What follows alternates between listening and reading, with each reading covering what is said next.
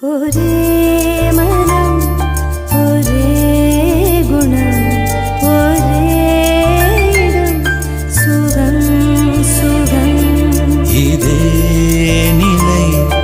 இதே கலை இதே கதை இதம் இதம்